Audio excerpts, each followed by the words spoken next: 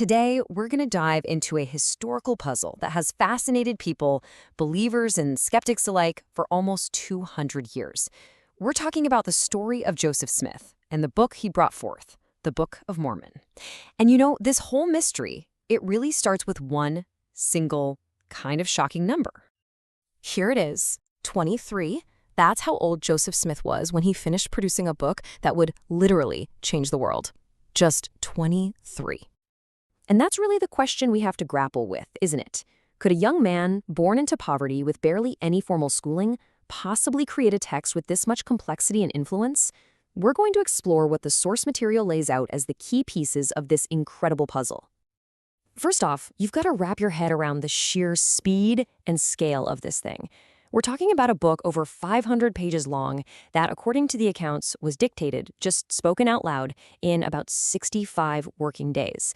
That is an insane pace for any writer, let alone someone who apparently worked without notes, without drafts, just a continuous flow of story. And what's so wild about this quote is who it's from. This isn't some follower or believer. This is Harold Bloom, one of the most brilliant and respected literary critics of the 20th century. He was a total skeptic. He thought it was fiction. But even he had to admit, wow, this thing is a work of genius. So that brings us right to the heart of the paradox. How do you explain this?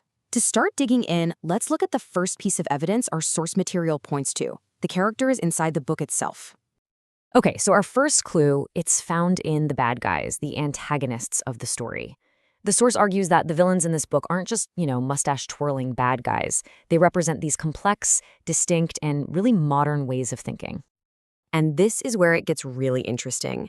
You have to ask yourself, how did a young guy in the 1820s with very little exposure to the wider world of philosophy come up with these incredibly nuanced characters?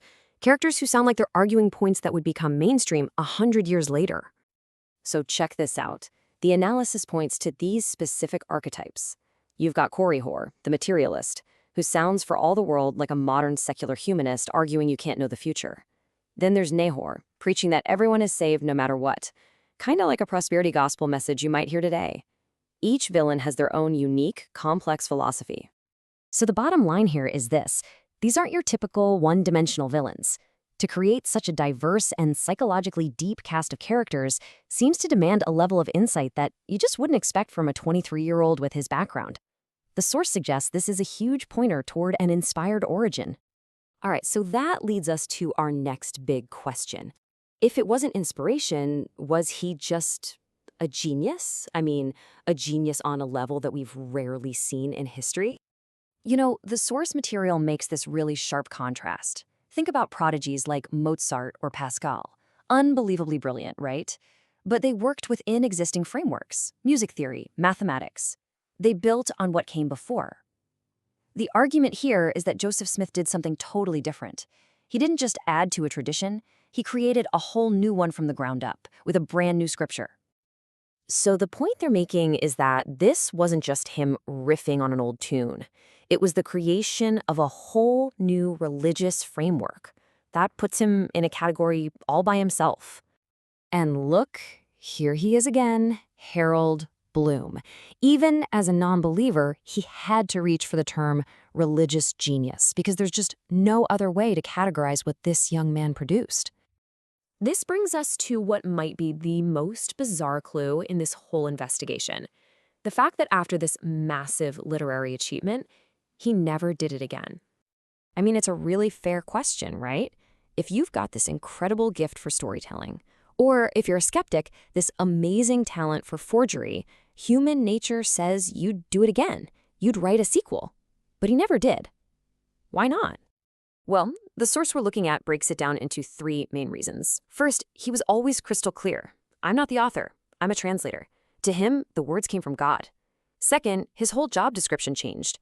He went from translator to prophet, mayor, general, a community leader.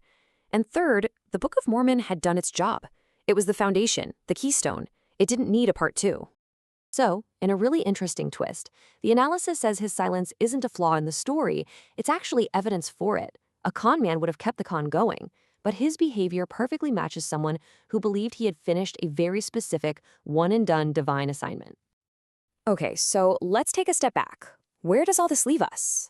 Let's pull all these threads together and look at the final conclusion the source material presents. Let's just recap the case file real quick. You have a 23-year-old dictating a massive, complex book at lightning speed.